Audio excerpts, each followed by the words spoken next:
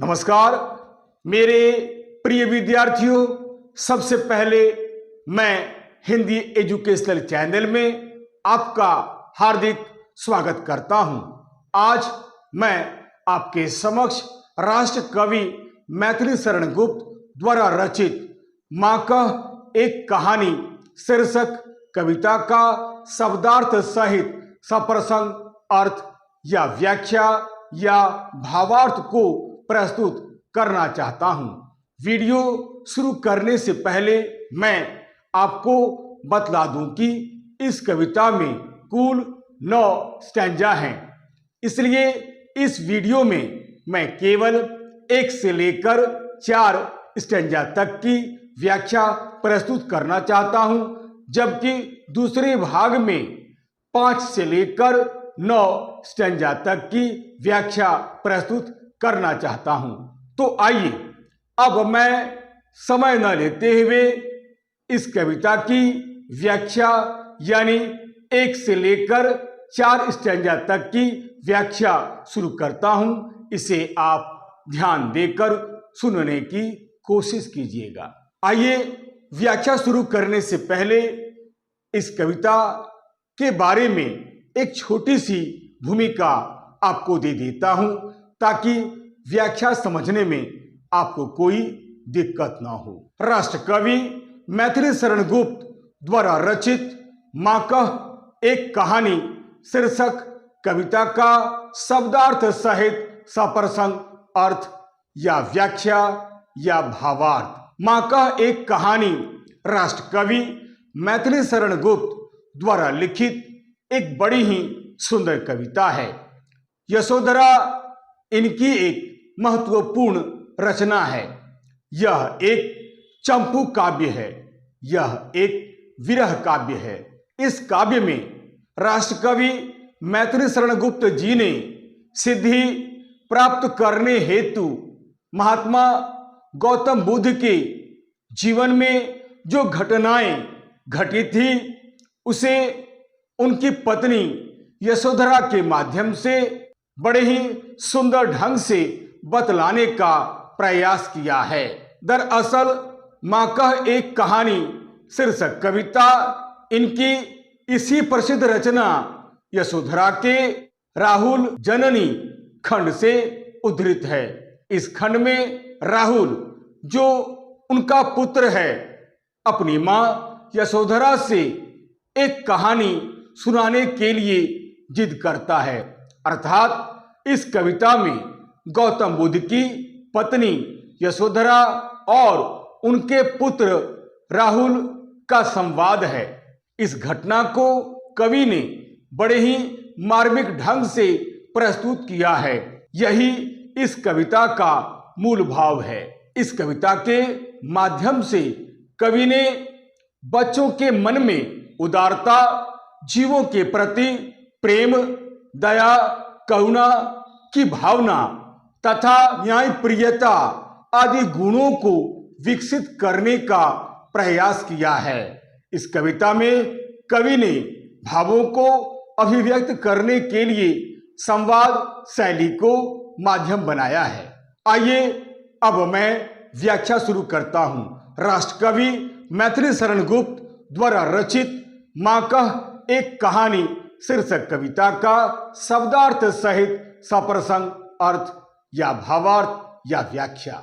सबसे पहले मैं पहला स्टैंजा पढ़ता हूं।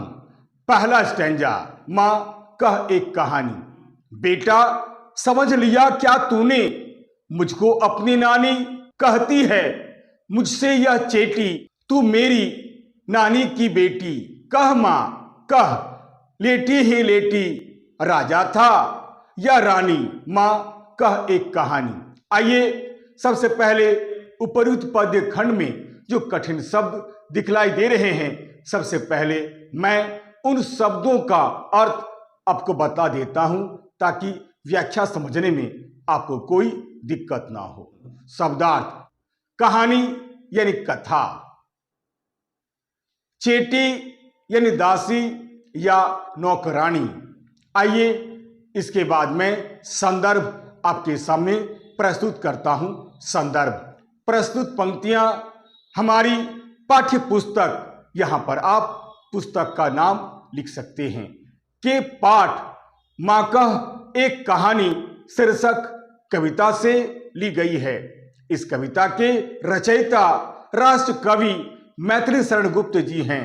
यह कविता इनकी प्रसिद्ध रचना यशोधरा के राहुल जननी खंड से उद्धृत है।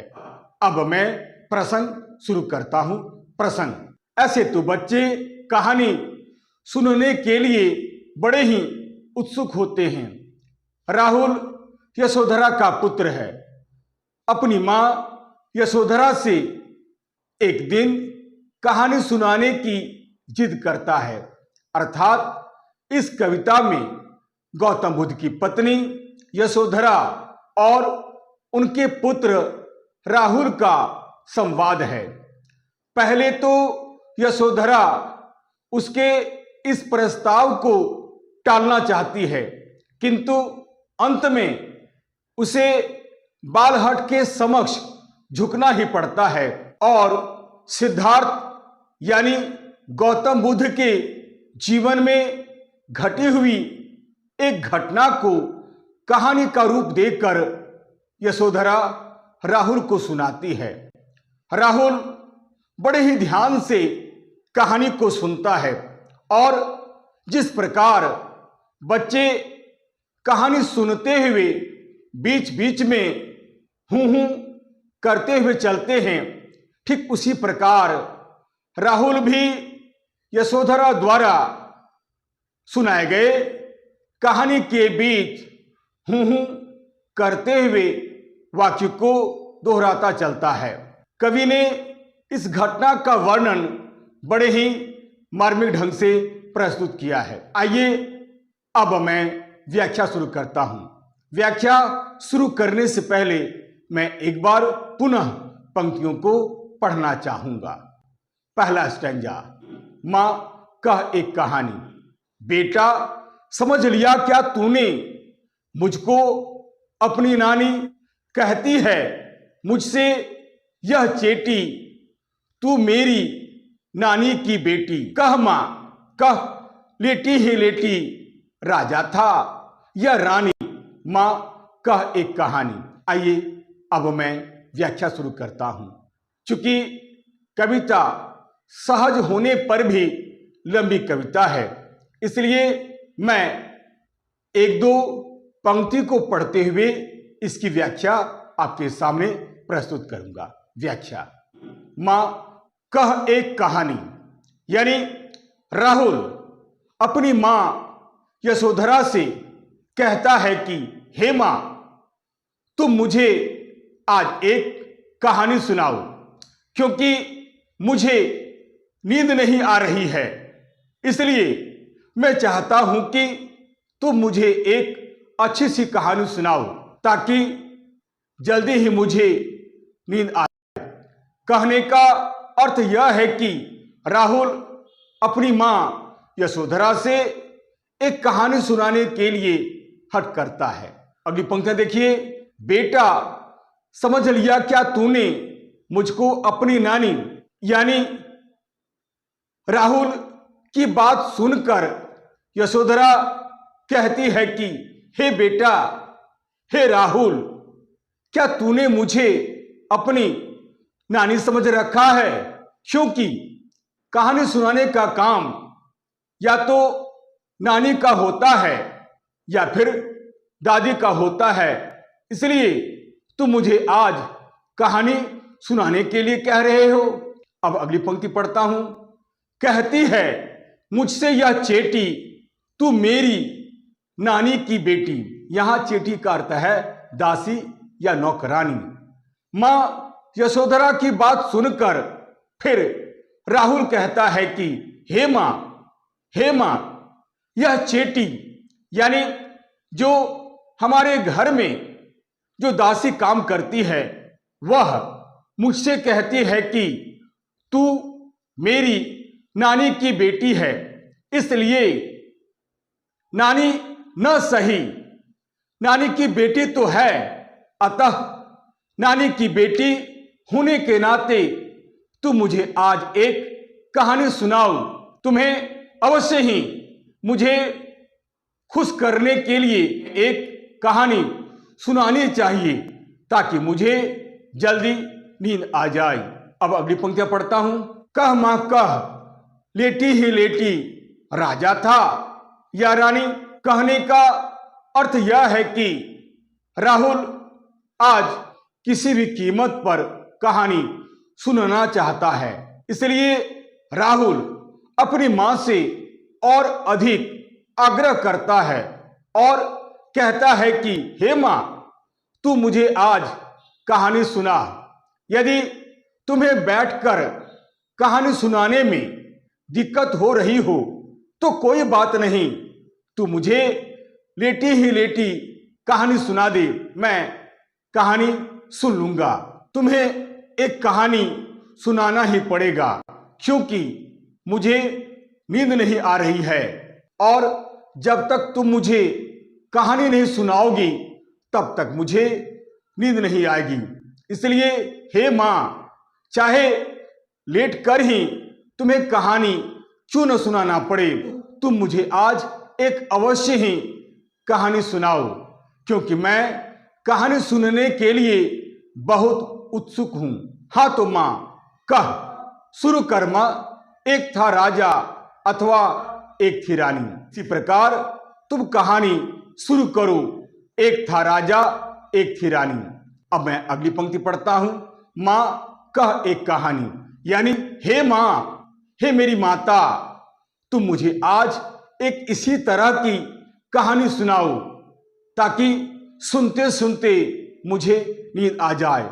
कह मां कह, एक था राजा, एक थी रानी। अब मैं दूसरा स्टैंजा पढ़ता हूं, फिर शब्दार्थ बतलाते हुए इसकी व्याख्या शुरू करता हूं। दूसरा स्टैंजा। तू है हठी मानधन मेरे, सुन उपवन में बड़े सवेरे। तात भ्रमण करते थे तेरे, जहां सुरभि मनमानी, जहां सुरभि मनमानी। हाँ मां, यही कहानी। उपर्युक्त पद्यांश में जो कठिन शब्द दिखलाई दे रहे हैं, सबसे पहले कठिन शब्दों का अर्थ मैं आपको बतला देता हूं। शब्दार्थ। हठी यानी जिद्दी, मानधन यानी आदर मान की संपत्ति, यानी बहुत भाव बढ़ाने वाला, बहुत सम्मान प्राप्त करने वाला, बहुत अधिक सम्मान पाने वाला। उपवन यानी उद्यान या बगीचा या बाग। तात यानी पिता। भ्रमण यानी घूमना। सुरभि यानी सुगंध या खुशबू। मनमानी यानी अपने मन के अनुसार काम करना या चलना। यहां संदर्भ वही है और प्रसंग भी वही है जिसे मैंने पहले बतलाया है। अब मैं व्याख्या शुरू करता हूं। पहले की भांति मैं एक एक दो दो पंक्ति पढ़ता हूं, फिर इसकी व्याख्या करता हूं। पहली पंक्ति। तू है हठी मानधन मेरी, यानी राहुल के हट को देखकर तथा राहुल की बातें सुनकर यशोधरा कहती है कि हे मेरे मानधन, हे मेरे पुत्र, हे राहुल, तू तो बड़ा ही हठी है, तू तो बड़ा ही जिद्दी है। अतः तू मुझे जब इतनी बार कहानी सुनाने के लिए कह रहा है तो मुझे तुम्हारी बातें अवश्य सुननी ही पड़ेगी। मैं आज एक अवश्य ही कहानी सुनाऊंगी। आज मैं एक अवश्य ही कहानी सुनाऊंगी। अब अगली पंक्ति देखिए। सुन उपवन में बड़े सवेरे, तात भ्रमण करते थे तेरे। उपवन यानी बगीचा या बाग। भ्रमण करना, भ्रमण यानी टहलना या घूमना। यशोधरा कहती है कि हे मेरे पुत्र, तो सुन, तो मेरी बातें सुन। तुम्हारे पिताजी रोज की तरह बड़े प्रातः काल उद्यान में भ्रमण करने के लिए गए हुए थे। प्रातःकाल टहलना उन्हें बड़ा ही अच्छा लगता था, इसलिए प्रातःकाल बगीचे में टहलने के लिए यानी घूमने के लिए गए हुए थे। अगली पंक्तियां देखिए। जहां सुरभि मन मानी, जहां सुरभि मन मानी। सुरभि यानी सुगंध या खुशबू, मनमानी यानी अपने मन के अनुसार चलना या काम करना। यशोधरा कहानी सुनाते हुए कहती है कि उस समय सवेरा होने के कारण बगीचे में मनमानी सुगंध बह रही थी। हे पुत्र, बगीचे में मनमानी सुगंध चल रही थी। अब मैं अगली पंक्ति पढ़ता हूं। हाँ मां, यही कहानी। यानी यशोधरा के अंतिम वाक्य को सुनकर राहुल के मन में कहानी सुनने का भाव जागृत हो जाता है। कहानी के प्रति तल्लीनता बढ़ जाती है। राहुल कहता है कि हे मां, यह तो बहुत ही अच्छी बात है। क्या वहां मनमानी सुगंध बह रही थी? तो ठीक है मां। हे मां, तू मुझे यही कहानी सुना। मुझे बड़ा अच्छा लग रहा है जहां पर मनमानी सुगंध आ रही थी। अब मैं तीसरा स्टैंजा पढ़ता हूं, फिर इसकी व्याख्या करता हूं। तीसरा स्टैंजा। वर्ण वर्ण के फूल खिले थे, झलमल कर हिम बिंदु झिले थे, हल्के झोंके हिले मिले थे, लहराता था पानी, लहराता था पानी। हाँ हाँ, यही कहानी। उपरोक्त पद्यांश में जो कठिन शब्द आए हुए हैं, सबसे पहले उसका अर्थ मैं आपको बतला देता हूं। शब्दार्थ।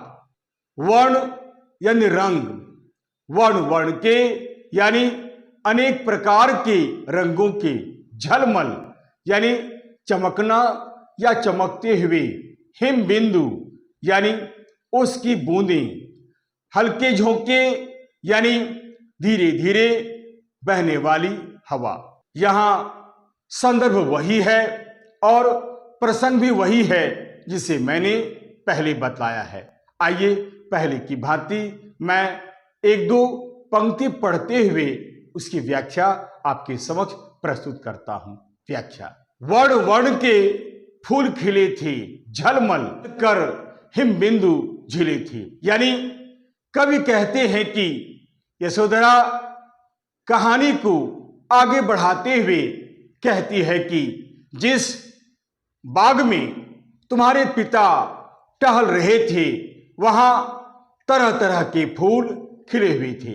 यानी प्रातःकाल होने के कारण बगीचे में अनेक प्रकार के रंग बिरंगे फूल खिले हुए थे, जिनके ऊपर पड़ी हुई ओस की बूंदें थी, जो सूर्य की किरणें पड़ने के कारण चमक रही थी।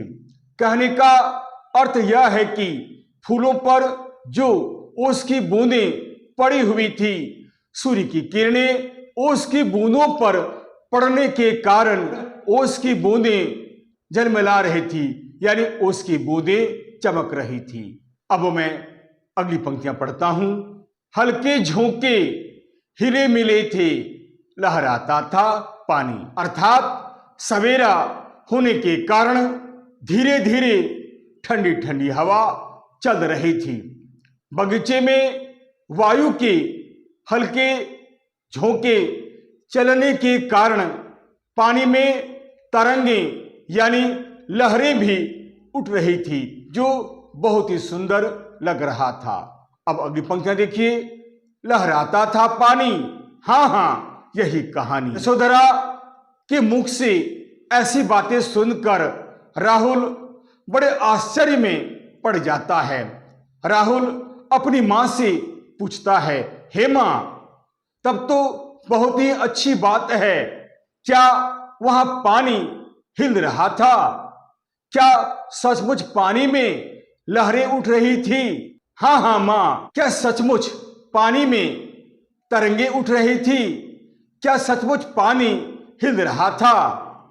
यही कहानी कह।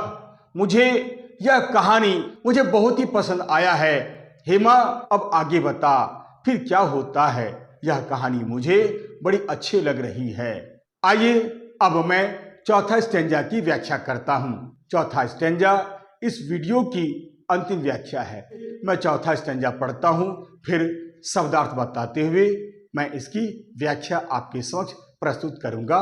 चौथा स्टेंजा। गाते थे खग सुमधुर स्वर से, सहसा एक हंस ऊपर से गिरा विद होकर खर सर से, हुई पक्ष की हानि, हुई पक्ष की हानि, करुणा भरी कहानी।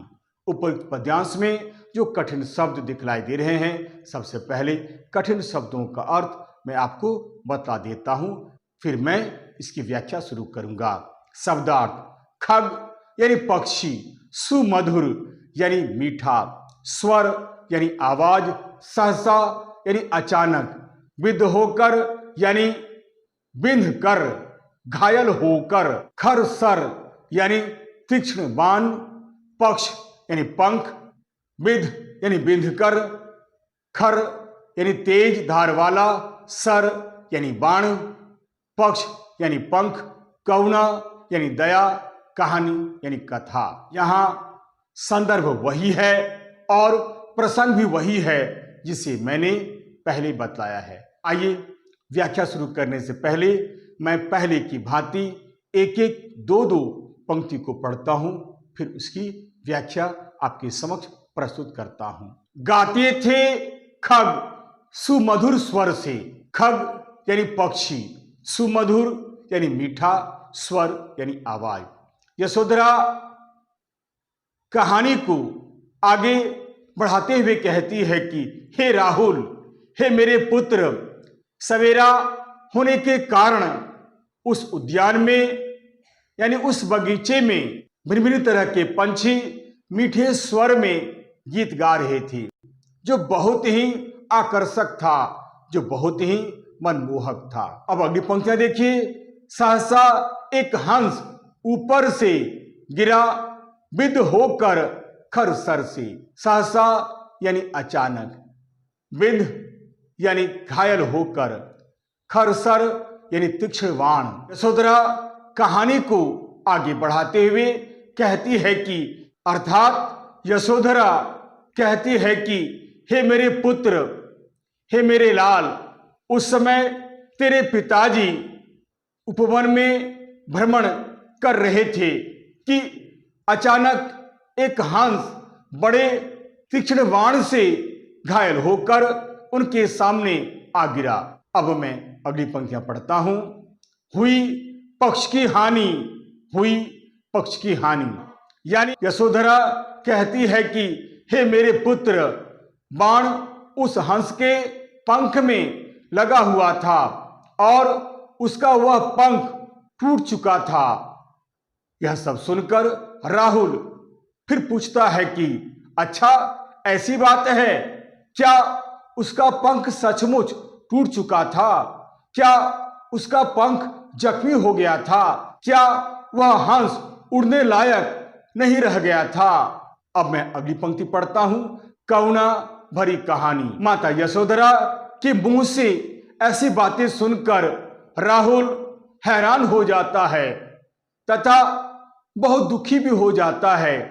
वह हैरान तथा दुखी होकर अपनी मां यशोधरा से कहता है कि हे मां, क्या सचमुच पक्षी की हानि हुई थी? उसका पंख सचमुच टूट गया था? तब तो यह बड़ी ही दुख भरी कहानी है। यह कहानी तो दुख दर्द से भरी हुई करुण कहानी है। आशा करता हूं आप इस कविता की जो व्याख्या है, यानी 1 से लेकर 4 स्टैंजा तक की जो व्याख्या है, उसे आप अच्छी तरह समझ गए होंगे। वीडियो समाप्त करने से पहले मैं आपको यह बता दूं कि दूसरे भाग में मैं केवल 5 से लेकर 9 स्टैंजा तक की व्याख्या करूंगा। यदि आपको यह वीडियो अच्छा लगता है, उपयोगी लगता है तथा समझने योग्य लगता है, तो आप इसे लाइक करें, शेयर करें और तो और सब्सक्राइब करना आप बिल्कुल नहीं भूलें। याद रखिएगा, मेरा यह चैनल, मेरा यह वीडियो एक एजुकेशनल चैनल है, यह एक एजुकेशनल वीडियो है। अतएव लाइक, शेयर और सब्सक्राइब करना बिल्कुल नहीं भूलिएगा। तब तक के लिए नमस्कार, धन्यवाद।